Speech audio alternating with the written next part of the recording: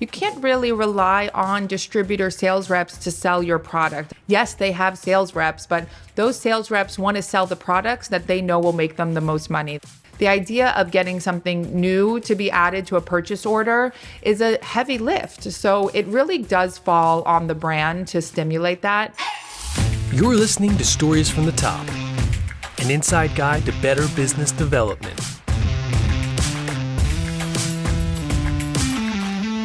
Well, we're back with Amy Zitelman of Zoom Foods once more. Amy, can you give everybody a quick recap once more who you are and what your business is? Gladly. Hi, everybody. I'm Amy. I'm co-founder and CEO of Zoom Foods. We sell tahini and tahini products here in the American market. For those of you that don't know, tahini is an awesome, versatile ingredient that you can use in a variety of ways at home. Perfect. So we're going to talk a little bit about distribution specifically in this episode, and that's something you guys have done really well. I printed a big list, but you guys are in stores like Walmart, Whole Foods, Publix, ShopRite. So what has been your guys' strategy to do that? We've come across so many businesses that are manufacturers of products, foods, and things like that, and everyone's dream is to get into all the big stores, and they generally don't do it. What has been your guys' strategy to do that? I think one of our biggest differentiators is what we sell. We talked about in the first episode, selling something unique means you have less competitors, and that makes it hopefully easier to get distribution.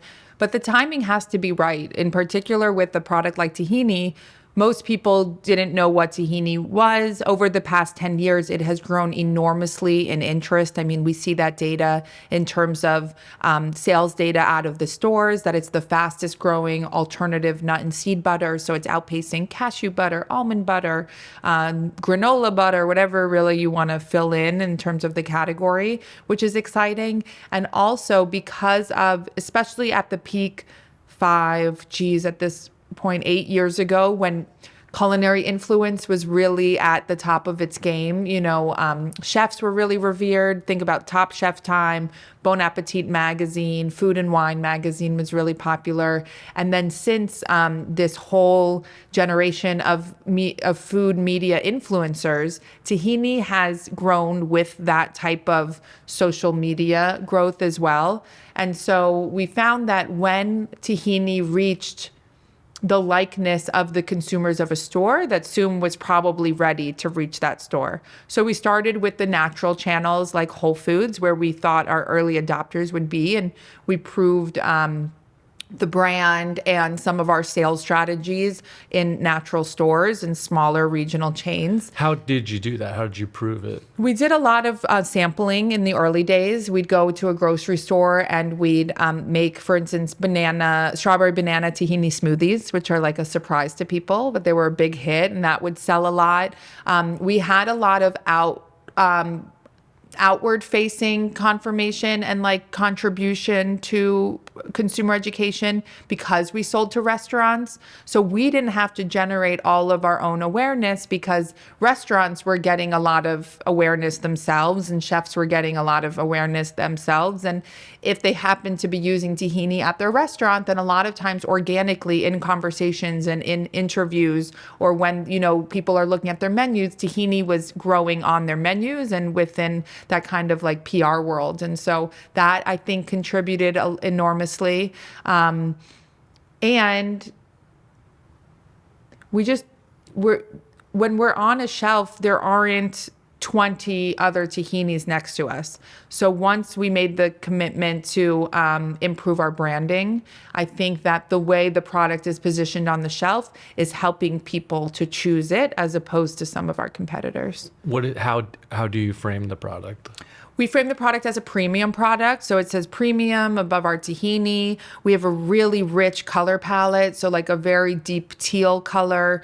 And it's complemented by a deep burgundy for our dark chocolate sea salt spread. We have a lot of clean fonts, not with serifs, I guess. It's a sans serif font. Mm-hmm. We talk about the uses of it on the back of pack, how you can use it to make hummus. We have an icon that used to say something else, I think silky smooth and creamy, and now it says chef's choice, to have a nod to the chefs that use us in restaurants.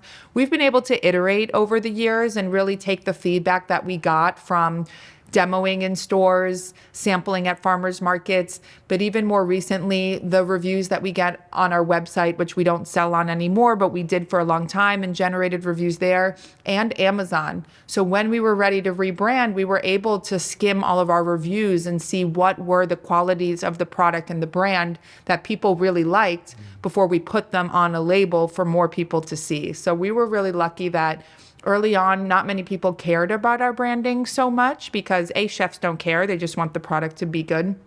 And B, because we were getting a lot of validation from influencers and people of authority like chefs, people were happy to go on Amazon and buy the jars of tahini, even though the label wasn't great. So we were able to grow without the aesthetic of the brand being our primary focus, and then really invest into that aesthetic, that on-the-shelf experience for customers once we knew that we were ready to start growing into more grocery stores where hopefully there would be more discovery on the shelf. So what was your guys' strategy when you decided, did you sit down and map out, okay, we want to be in these stores and then just look up their contact page? Like what is like the specific steps when you want to reach out to stores? Early on, yes. I mean, you do that homework yourself. You know, when I knew that we could get approved for Whole Foods, I went to the local Whole Foods and asked who the team leader was that I had to talk to. And you just replicate that and you show up and you bring samples and you follow up. Same thing at restaurants, actually. When you find what we do, what we used to do to go into a market is we would research, the eater restaurants of like the best restaurants of Portland and look up the Portland Times 50 best restaurant list from that year. And I would look at all of the menus to see which ones were already using tahini. And obviously those would definitely go on my sales list. But I'd also look for menus that had complementary or parallel ingredients like tahini. Like at the time, sriracha was becoming really big and it wasn't what it is today. And so it kind of showed a more global view, right? Like a global culinary attention to the menu. And I'd make a list of those places and find out from the website, or if I could, who the chef was that I needed to talk to, and really just walk up to the store or to the restaurant and ask for the grocery buyer or the chef and to leave a sample and a business card and a sell sheet. Most of the times you hear no's, right? Like there's a lot of gatekeepers there, but like anybody in sales would tell you, no is really just not now. And you go back and you try again. So we did it that way for a long time. Once we were ready to do retail the right way, I say, we brought on somebody who had a lot of experience in retail, natural products, retail sales. And they knew that kind of roadmap where you go get these, these retailers first. Once you get those retailers commitments, you need these distributors. And then you kind of, target the largest foundational customer, like confirm the distributor, and then start picking away at the rest of their accounts. So we were able to follow that playbook, and he's done a really great job in executing that retail plan. So as you grew from that first stage where you're doing all the legwork, as you grew to more and more distributors, did that process look the same in a new region? You had to go after them again, do all the legwork again?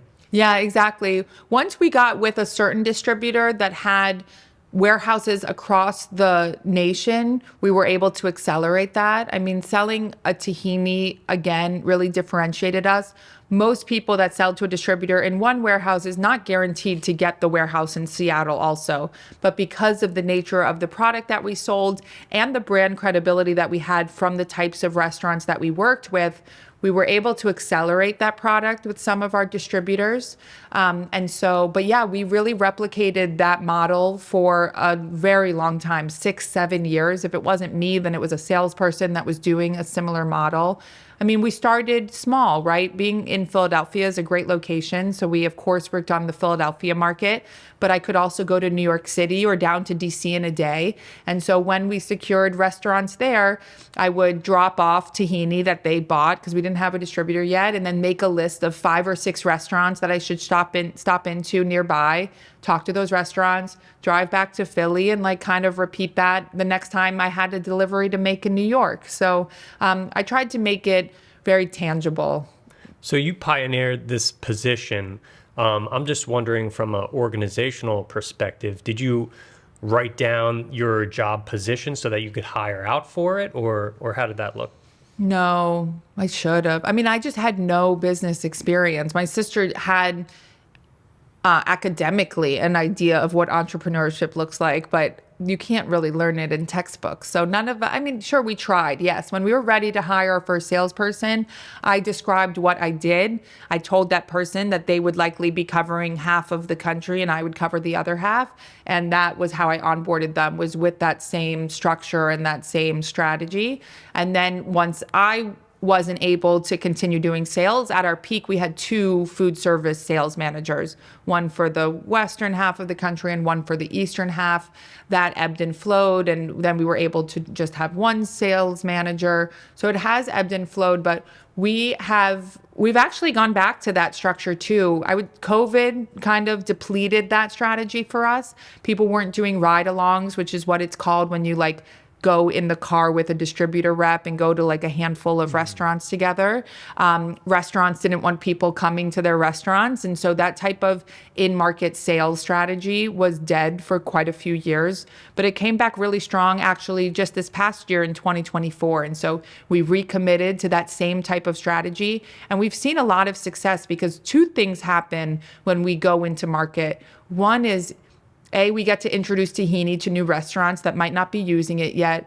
But actually, what's even better is we like to go to places that are already using tahini and teach them how they can use more of it. And that's something that's actually really replicable between all of our industries. I talk about this with my marketing team a lot and my sales team. It is much easier to convince somebody to use more tahini than to use it for the first time. And so we try to use that lens on a lot of things that we do, but it's still a very pure sales, relationship building sales strategy. In particular for the restaurant industry. The restaurant industry is a lot more intimate and relationship driven than, say, the retail industry. Retail industry, like you might have experienced from talking with other people selling products and manufacturers, they're much more transactional. They're a lot more focused on the margins. Not that restaurants aren't, but chefs have a certain emotional attachment to their food and a lot of passion for what they do. Whereas typically retail buyers are taught to focus on the margins and on the category strategy and how much will this 3 inches of shelf space contribute to my entire category sales for the retailer. So the restaurant industry has a lot more emotional and relationship building, and the retail industry, I would say, is a little bit more transactional. I'm wondering about the sales within. So let's say you got your distributor and now they're in whatever 12 restaurants for that distributor. Do the sales kind of just plateau and these people are buying this much every week? Or does it like, do they use more of it over time? I guess you're doing some education and stuff to help that. But do you hit a point where like, all right, that distributor is saturated, let's find another one? Or, does it ebb and flow within distribution channels? Yeah, great question. I would say it does plateau, but that's just because you can't really rely on distributor sales reps to sell your product. I think that's one of my biggest pieces of advice to people working with distributors is, yes, they have sales reps, but those sales reps want to sell the products that they know will make them the most money, that don't take a lot of work, that the restaurant ordered or the retailer ordered last week and are going to order again this week. The idea of getting something new to be added to a purchase order is a heavy lift. So it really does fall on the brand to stimulate that. Don't get me wrong, it's a huge investment. It's a big resource. It takes a lot of time and, of course, a lot of capital. But we've seen it worth it because not only does it have its return of sales, but it has the return on the brand building too. So when somebody meets somebody from Zoom and hopefully has a great experience, just like learning about tahini and talking about tahini brownies, maybe at drinks later, that chef is going to tell another chef like, oh, I had a tahini company stop in today and they were talking about tahini brownies. Like, have you ever done that? And so I find that it contributes to on more level than just the exact sale itself. But I don't think there's ever a maximum with any distributor, So we also try not to. We only sell one product, so we've tried not to create too much, quite frankly, competition within markets, because if every distributor, especially early on, had Zoom, it would probably have driven our price down pretty substantially. Now that tahini has grown a lot, and our position as a brand is a little bit higher reaching. We're in more distributors, and we see that kind of competition emerging in markets. But it's always the effort on. Nobody will do it the way you do it as a business owner or as a representative of a business. So how does that work to market to, like, say there's a bunch of, you must have a huge list of restaurants who are consuming your product. How do you reach out to them with like marketing stuff to let them know about new ideas? Is it literally like one-on-one reach outs, or? Great question. The restaurant industry is unique in this because it's very hard to get in touch with the chef besides in person. I mean, sure, you could DM them on Instagram, but they don't open their emails. We know this. They don't want phone calls because they're busy. They don't want text because they have 1,000 other things that they're texting about, like, where are my lamb shoulders? Or like, oh, this sous chef called out. And so, yeah, actually, it took us a long time to realize this, but it was actually when we just went back into market after COVID that we started asking these types of questions. Like, we weren't able to visit you for 4 years. What is the best way to be in touch with you? And they said, we'd rather just see you in person. And so it takes a lot of experience. And for me, in any stage of business, I like asking questions to find out what people are really looking for, and then you can position yourself to fill that need. The same thing happened when we would go to grocery stores and we'd say, you know, what tahinis are you selling and do they sell well? And if the person said, I don't know the tahinis we're selling and they're not selling well, well, then I know when I am ready to really pitch them, I'm going to say, this is why our brand is different. And here's our commitment to sampling in the store so that it sells better than your other tahinis. And so I like taking that. I think there is a sales technique. I don't know what it's called because I didn't study sales, but where you ask a lot of questions in the process of selling. I wanted to know too about when you're hiring your internal salespeople, how did you structure that position? Like, did you do it salary based? Did you do commission based? And did you have to set up benchmarks for them to hit? We did early on. We did a base salary plus commission, and the commission was the change between last year's sales and this year's sales. So we wanted to see that they were participating in the growth of the company, not just getting paid for what we knew was already kind of selling. And we did that for a long time. More recently, though, the commission structure, I know, got a little bit more complicated, and admittedly, I don't even know what it is now. But for a lot of our internal sales, our other internal salespeople, we just have a salary and bonus structure because their job is to sell. If they get anything above a certain amount, then I think a small additional commission kicks in. But yeah, that is exactly what we've tested and iterated for in terms of incentivizing our salespeople. But we did, in a lot of contracts, we wanted to make sure that they were getting paid for the growth of the product, not just the baseline sales that we had already established. Yeah, what do you mean that the commission is the growth year over year? So let's say last year we sold $100 worth of tahini to a distributor, and this year we sold $200 worth of tahini. Their commission is actually just on that extra $100. They're getting 20% of the $100 of growth, not 20% of what Total I do sales. of total sales. Exactly. Okay. Interesting. I forgot what my first number was, but yeah. Better way to say it, total sales.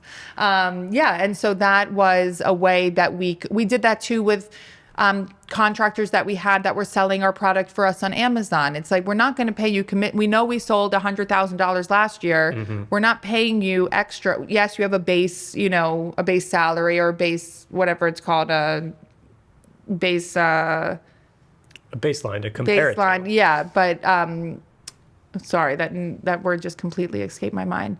But we wanted to make sure that they were being not penalized, but they were being rewarded for contributing to the growth of the sales. And what were some of the benchmarks that you gave them to hit? Like, did they have to contact so many restaurants, or? We played around with different KPIs like that over the years. I mean, I also challenged myself with those KPIs, like, oh, you need to talk to 10 restaurants a week or whatever it was. I think at the end of the day, salespeople are really driven by revenue, by dollar amounts. And we've never needed to do the type of, not to say that it's micromanagement, but if we were to force that on somebody, I think it would be micromanagement of like, show us how many people you called this week. We've always taken the approach, and even more so now through the way that we hold each other accountable, in like, you know how to do your job. It's the end figures that are going to show whether you did your job right or not. To be checking if somebody called 10 restaurants a week, I didn't like doing that, and they didn't like it when I did it. And so that never really worked for us. So it sounds like you guys kind of slowed down, like you stopped selling on your website. It just was like shipping was kind of killing margins on that. Shipping, one of the biggest evaluations that we did when deciding to do that was how much time our warehouse team was spending on D2C, which is direct to consumer channel. I think direct to consumer at the time was contributing about 5% of our overall revenue. It was a small channel for us, but our warehouse team was taking up almost 20% of their time, because the process of getting a box and getting one jar of tahini and one jar of chocolate and one of this and one spatula, it just took so much time. There was a lot of damages on small parcels, and then we had to process the returns. And when we looked at it holistically, it was taking up a lot of our time and not contributing a lot of money to our top line. And what was interesting about website sales, and other people do it differently, so I'm sure it works for them, is I didn't understand why we were competing with our customers, right? We sell on Amazon anyway, and Amazon is always going to win with like SEO searches and things like that. B, we were selling to online retailers like Thrive Market, like Misfit Market, if you've heard of them, Milk Street Market. And when I would Google Soom Tahini, the entire ad line would be our ad, Misfit Market's ad, Thrive's ad, Milk Street's ad, and I was saying, like, why are we all wasting our money on trying to steal this top square of Google when we know our margins work if Milk Street sells it, if Thrive sells it, or if we sell it on Amazon? I just was sick of doing that type of competition. So that's why we decided to shut it down. Yeah, and Amazon, are you guys still planning to keep Amazon rolling? We are, yeah. Amazon's a great channel for us. We're the #1 selling brand of tahini on Amazon. It's a great way to be discovered also. I mean, I don't know about you, but sometimes when I'm in a store and I see a product, I'll Google it really quickly and click on the Amazon and see the reviews. You know, it just contributes a lot to discovery and that process of choosing to purchase. And it's just so nice and easy for people. And their model is kind of like 3PL, where like they'll store a ton of merchandise, and then as orders come in, they'll just ship it out of whatever warehouse. That's right. The brand is responsible for kitting the product for how it needs to be sold. So mostly our tahini comes in 6-packs, but on Amazon we sell it as a 2-pack. So we used to do that 2-pack kitting in our own warehouse with our own team. Now we use a third-party service provider to do that for us. But yes, then we ship tons and tons and tons of 2-packs to Amazon. And when somebody checks out on Amazon, Amazon is the one shipping it to them. I think also environmentally, I mean, somebody will call me out on this and have to prove it. I can't prove it. I think it's more environmentally friendly. Like those Amazon trucks are going, whether we're sending you could argue so is a USPS truck or so is a FedEx truck. So sure. But I think that the economy of scale of what Amazon is distributing makes a smaller impact on the environment when somebody buys it through Amazon. I don't know. Can you tell us a little bit about your decision to go from the warehouse in-house to 3PL? Yeah, absolutely. It was a really hard decision. I mean, first of all, I found a lot of value being close to the product. Like to go into the office and to walk into the warehouse and to see pallets of Soom Tahini was really rewarding and, really filled my cup. Not to mention the team that we had there were amazing. One employee in particular was with us for over 6 years. He started like when I was pregnant with my first kid, and that was really hard to kind of move past and let go of. But we are a sales and marketing company. Distribution is a whole nother industry, warehousing, distribution, and the team that goes into that. And what we saw is that we hit a stage of growth where we either needed to hire a lot more people and find a bigger warehouse or look at the alternatives. actually, when we were doing our own sales online and doing that hard kitting work, not just for Amazon, but for D2C, like for soomfoods.com, it made sense to keep it in Philly because a fulfillment center would charge you 25 cents every time they need to touch a jar. So it would be 25 more cents if you put this jar in and that spatula in. And so when we evaluated switching to third-party service providers for this, when we were doing soomfoods.com fulfillment, it didn't make sense. What we found actually when we did the evaluation and that scenario planning after we had shut down soomfoods.com was that it made a lot of sense. It was a set amount for every time that they moved a pallet. And here, what we have is a set amount for payroll. We talked about it a little bit before, but the variability of cash flow is actually to the favor when we work with a third-party logistics provider and fulfillment provider because we pay them for whatever they ship, as opposed to having just a standard, payroll rate on our books every month. So there was a variety of things that went into the scenario analysis, and it became really clear once we went through the analysis that it made sense to move, especially, but it was hard. I didn't want to let go of our team and I didn't want to be far from our product. And so I was trying to come up with all these reasons why we couldn't. And actually I was talking to my dad, talk about how helpful it is to have people that have done business or I've invested in businesses to talk to for advice. And he said, fine, so go do it in a year and a half, like when you have to move. Because we were getting bigger. And I said, well, what if I told you that we have to move now? He's like, then you have to do this now. It's not an easy decision, but it's the right decision. So it was hard to do, though. Do you guys have any plans to change distribution stuff in the future? Like, do you see any other new strategies coming into? We'd love to have products that are better fits for new part of our channel distribution. There's a lot to be said and to be sold into colleges, universities, like food service management companies, but they don't want to buy tahini and make their own hummus. They're just buying a hummus and, putting that hummus into their salad bar or whatever. So I think we'd need a better prepared product in order to service that industry.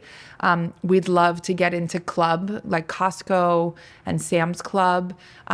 We've seen tremendous success with Walmart, a lot more than we even thought that we would accomplish. And there's a lot of, there's a big evening between what used to be products that were primarily for natural customers and, people that were early adopters and maybe more adventurous.